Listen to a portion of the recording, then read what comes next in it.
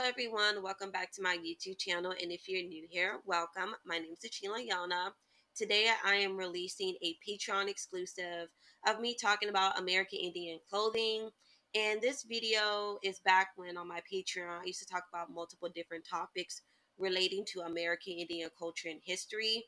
Now on my Patreon, I only discuss genealogy and I help people with their genealogy research. So if you are a person that does need help with your ancestry tree research, go ahead and go to the description box down below and click my Patreon link and join today because I can help you. Let me put you together, babe. Let me put you together. But anyway, I do want to give a word of caution.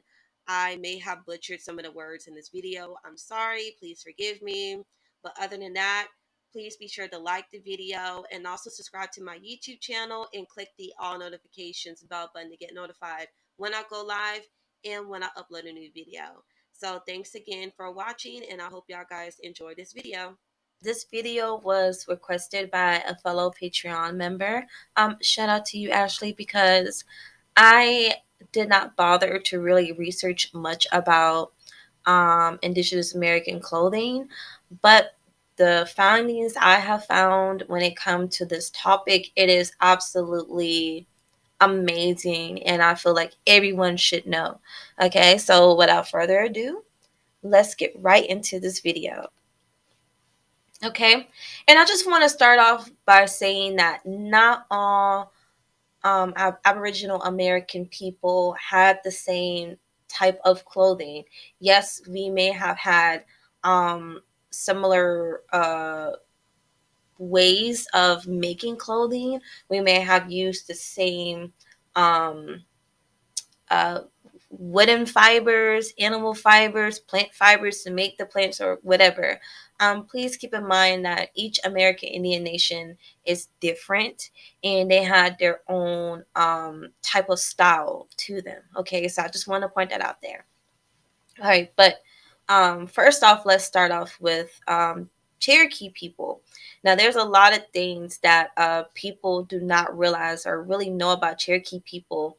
And the things I'm gonna say, y'all, the things I'm gonna say, because for one, I do want to point out that Cherokee people, I feel like, are very misrepresented. Okay, we're always shown what Cherokee people look like, or even in today's time of how we dress, and I'm telling y'all, that's not how we dress. All right, we wore animal hides, primarily deer skin and woven mulberry bark. Okay, and there were other tribes that use woven mulberry bark or just mulberry bark in general to make their clothing. Okay, and we use this to make clothing for men and women. Okay, we use breeches, robes, beaded war.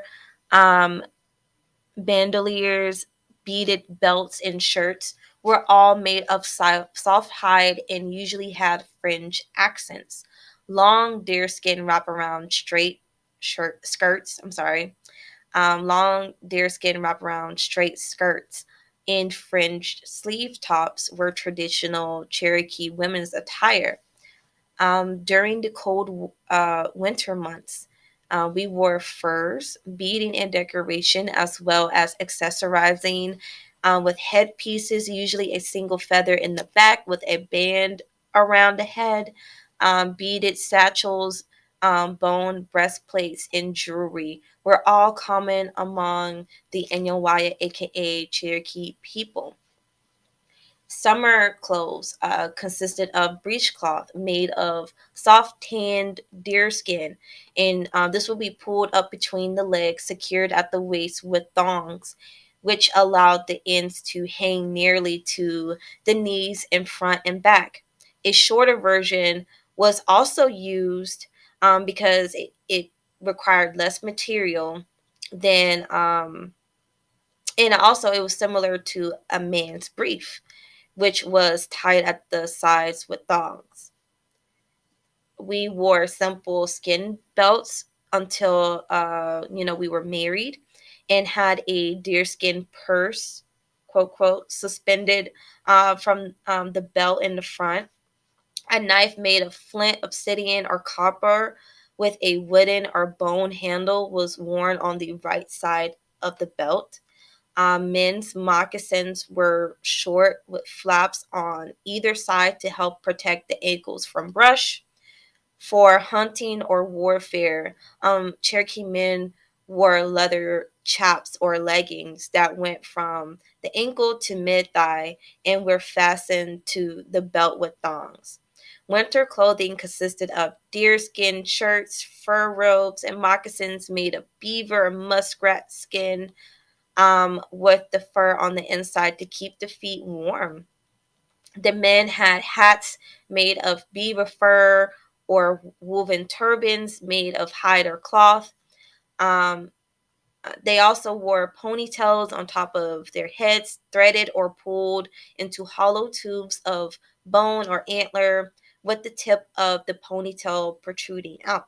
The tip was well greased and sprinkled with red or yellow dust. The hats were open at the top to allow the ponytail to go through.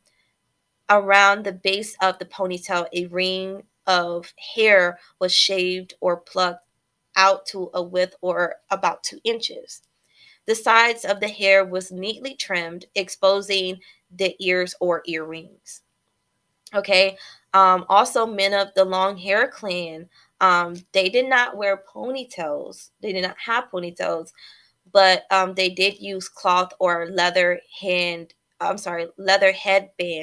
with a false ponytail attached to the front, made of animal hair. Okay, so next time when someone tells you that American Indians did not wear weave, obviously we did. Okay, also in also in ancient times too, Cherokee men also sported beards, y'all, braided in the center and on each side of the mouth.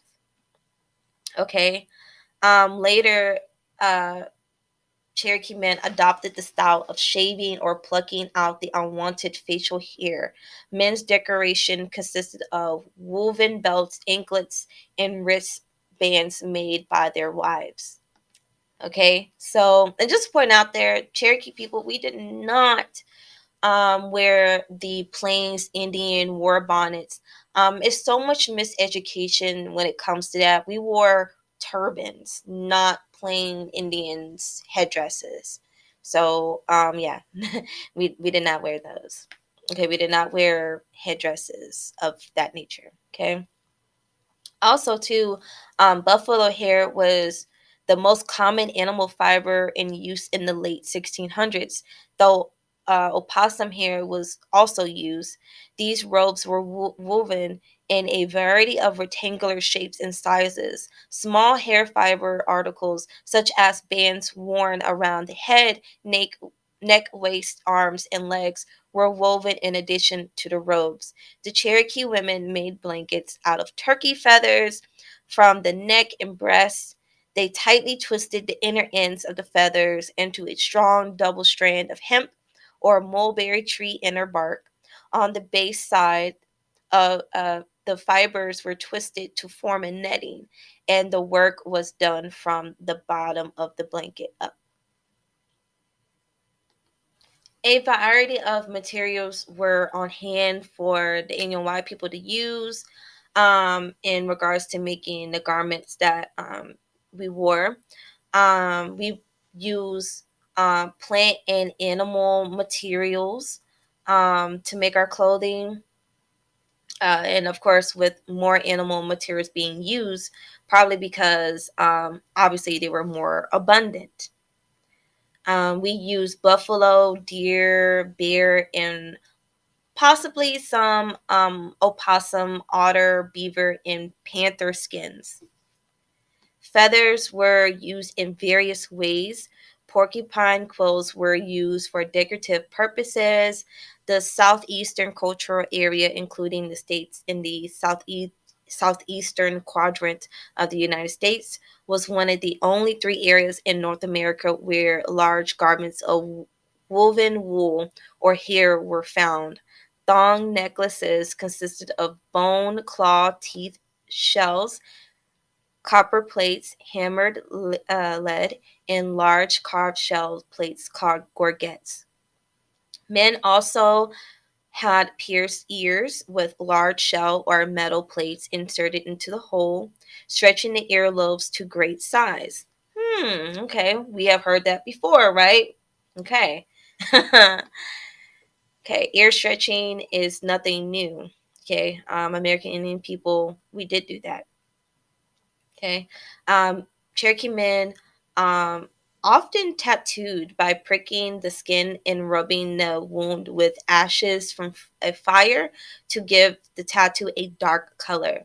War in ball game attire was much the same, but with addition of feathers. Each warrior of each warrior or ball player tied one feather to the top of their ponytail, and another smaller red feather was attached to the top of the larger feather. The art of feather dyeing was reserved for the shaman of the paint clan. Okay. For stomp dances, men and women would attach shell rattles to their ankles. The dance leaders would use small turtle shells filled with rocks to make a rattling sound with each dance step. Fancy dress moccasins were decorated with colored beads, porcupine quills, and bits of dyed thread. Special head and hair ornaments were made from possum hair, dyed black, yellow, or red. For marriage, brides would wear all white dresses and white moccasins. In colonial times, dresses were typically made from the pieces of cloth that other tribal women tore into rectangles or squares. Today, some women wear a traditional style tear dress that has a white calico pattern. The grooms typically wear a red shirt, black pants, and moccasins, and their outfits are adorned with ribbons.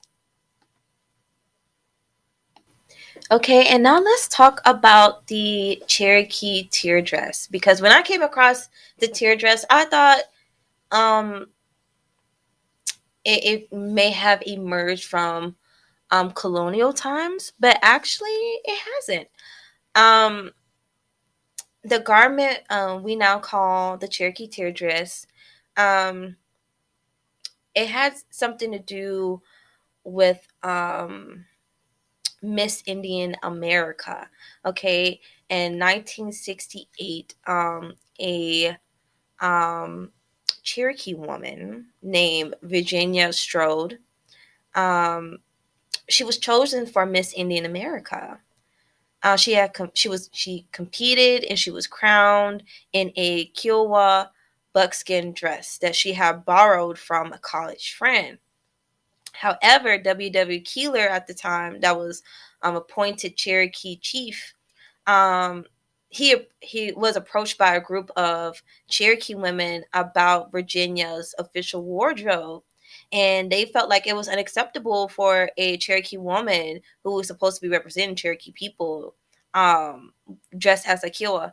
So Chief Keeler agreed and appointed a committee of Cherokee women to find something more appropriate for Miss Virginia that would reflect the Cherokee's Eastern Woodland traditions, history, and style. Okay. Um, so they went on like for this search for style, and they didn't want it to look like a Plains Indian dress style. So they pretty much picked up this style right here. So y'all guys, it's not something that has been around like we adopted like centuries ago. Like this is something more way more modern. Okay, and lastly, we're going to talk about what the children wore. Actually, young children went naked in the warmer months. Older children, of course, they wore woven cloth or skin skirts, and they had fur robes and moccasins that they used for winter. Um, as they approached puberty, that's when they started to wear traditional Cherokee adult clothing.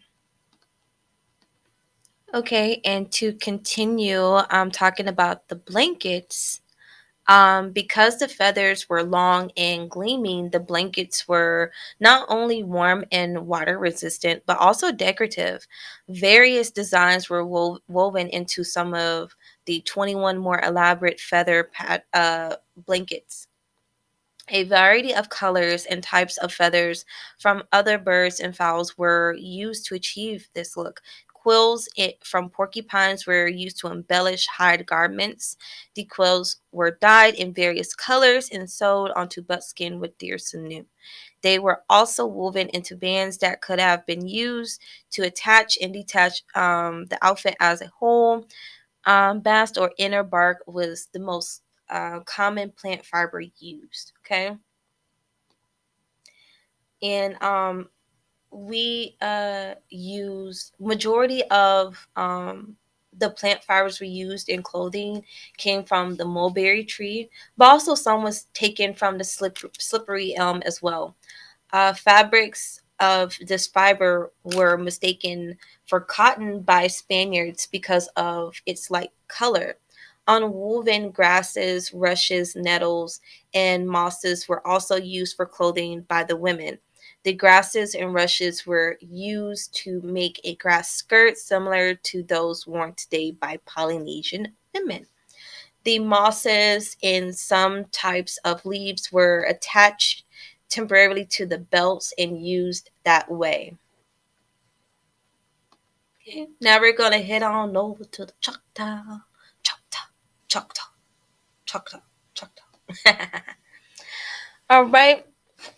So, in early Choctaw clothing in Mississippi consisted of whatever was available at that time in the area. The woman wore a blouse and a short skirt made of animal hide in the beginning. The hides were tanned with deer brains. Breechcloths and moccasins were worn by men. They wore pants and a shirt when traveling. They wore animal hide and fur outerwear in the winter, with the lower ends of leggings tucked into the moccasin. When traveling, Choctaw men wore moccasins, but they often went barefoot at home. Later on, the women invariably wore a cotton based blouse and skirt. A shawl kept the body warm in the winter. Women wore moccasins similar to men's, but they preferred to go barefoot at home as well. They wore wooden beads as ornaments. Both Choctaw men and women wore their hair long, plaited at times, and flowing freely at others. After the turn of the century, the clothes worn were similar to those worn by white settlers, or like what I like to call colonizers. The dress style of the white colonizers' women changed, but Choctaw women continued to wear loosely fitted dresses and hemlines just above the ankle. At home, women wore an apron and a kerchief and went barefoot. Okay. The ceremonial clothing was brightly colored and meticulously hand sewn.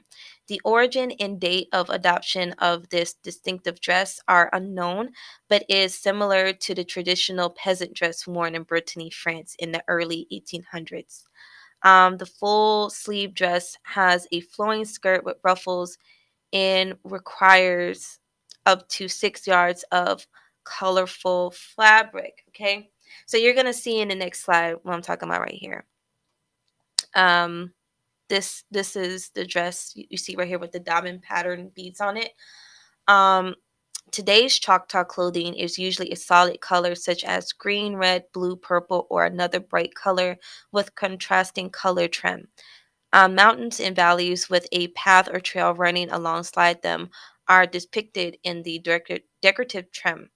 The sun and stars are represented by the circles and cross. Respect for nature, such as respect for the diamond backed rattlesnake, is said to be symbolized by the diamond shaped trim.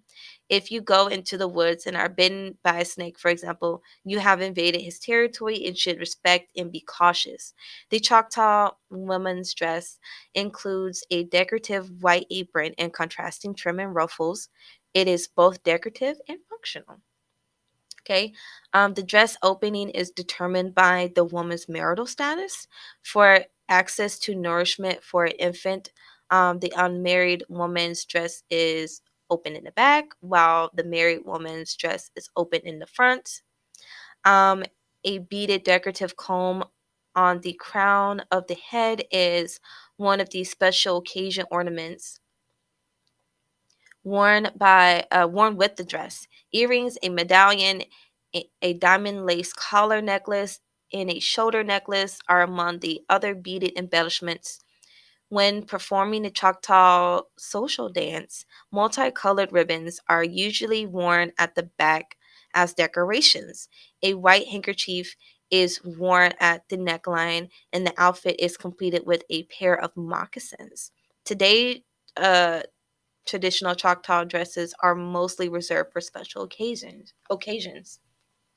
Okay, and then we also have Choctaw dresses are typically trimmed with one of three motifs: full diamond, half diamond, or a series of circles and crosses that may represent the stickball and stickball sticks, but may have originated in earlier designs. The eastern diamondback rattlesnake is said to be represented with the diamond design, which can also be found on Choctaw baskets. Okay. And these two images, figure one and figure two, were created by the Choctaw Nation Historic Preservation Department to show the cold weather wear that would have been worn by the Choctaw men and women in the late 1600s. All of the clothes and other items that are shown would have been made by Choctaw people from natural materials and are a small testament to the skills and knowledge of Choctaw people. Okay.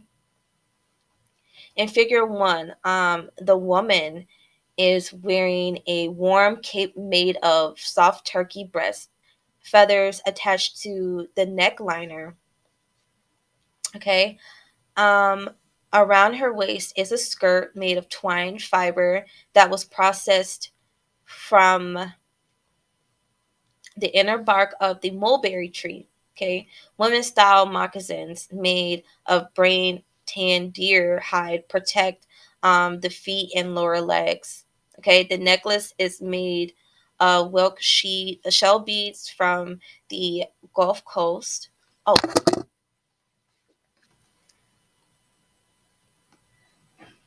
her necklace is made of Welk shell beads from the Gulf Coast.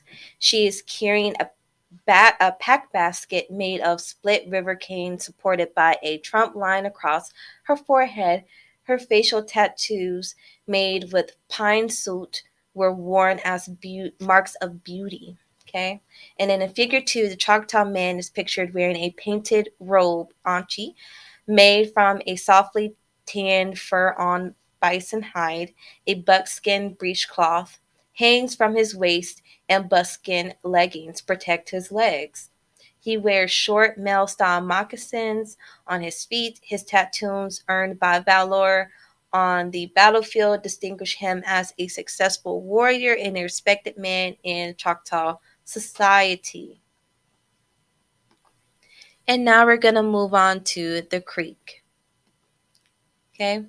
The Creek Indian men wore leather leggings and breechcloths, while the Creek Indian women wore deerskin or woven wraparound skirts. Men did not usually wear shirts, but both genders wore cloaks when the weather turned cold. Moccasins were also worn by Creeks. Later on, the Creeks adapted European fashions and created their own distinct styles, such as ribbon to decorate cloth skirts, jackets, and blouses. The Creeks, unlike the Sioux, did not wear war bonnets. And again, I'm saying this out, and I'm saying this again because I just have to say it. Not all American Indian nations wore war bonnets. Okay, we did not all wear war bonnets. Depending on the climate, early Muskogee people were clothing made of woven plant material and animal fibers or skins. They preferred lightweight fabrics made of tree bark, grasses, or reeds in the summer. Animal skins and fur were used to keep warm during the harsh winters. The influence of European fashion on Creek clothing styles became apparent in the 1600s. Buckskin was less comfortable and colorful than cloth, so it quickly became a popular trade item in the Southeast. Bolts of cloth were available in a variety of patterns and textures, allowing the development of an individual style of dress. Many Creeks began to use the traders' trinkets and novelties such as bells, ribbons, beads, and mirror fragments. Ruffled cloth skirts and jackets were worn by men with buckskin leggings. A beaded and tasseled sash gathered men's shirts at the waist. Another woven band held a decorative tobacco pouch and was worn across the chest or over one shoulder. Women began to wear aprons with deep pockets and cloth dresses. These ruffled dresses were embellished with ribbon and glass and silver trade beads. They wore silver brooches and colored skin ribbons in their hair that hung almost to the ground. Soft deerskin moccasins were worn by both men and women. These too were embellished with beadwork designs, which were often quite elaborate. On different occasions, different styles of clothing were worn. Men wore only a breechcloth during ball games. Extra clothing would have only slowed down them when they were participating in these games. Women preferred a special ribbon dance during the green corn ceremony. Women wore beautiful dresses with flowing ribbons for the special occasion. Women still wear their traditional ribbon dresses to today's ceremonies. Men, on the other hand, they just adopted the boots, jeans, fitted shirt that is common throughout the West. Okay.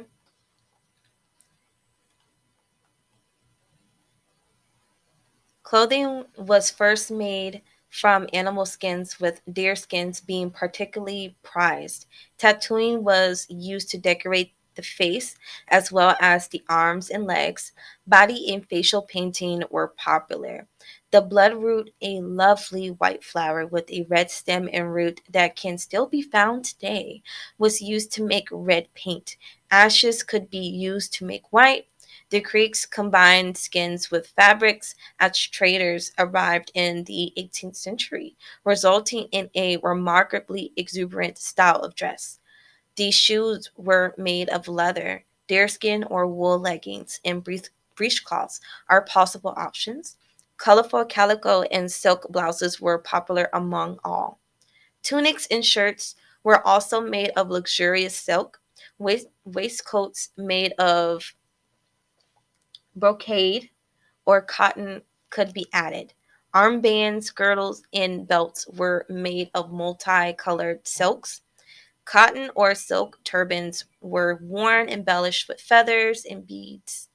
Coins were frequently worn as necklaces, as were gorgets and medals, many of which featured the image of the president and were freely given away as tokens by the government officials at treaty signings. Silver and copper ear ornaments were particularly prized.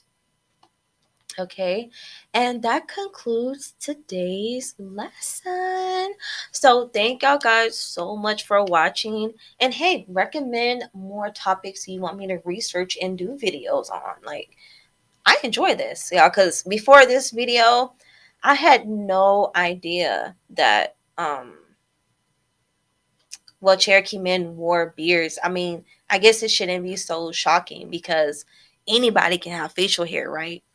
But again, like they like to act as if we only have this one look to us, and it's not, And although throughout this video I told y'all guys that um American Indian people, they have similar designs, and various tribes were using mulberry bark to make their clothing, but however they put their own twist and style to it. So I hope that this video helped y'all guys. Thank y'all again so much for watching. And until the next time, bye.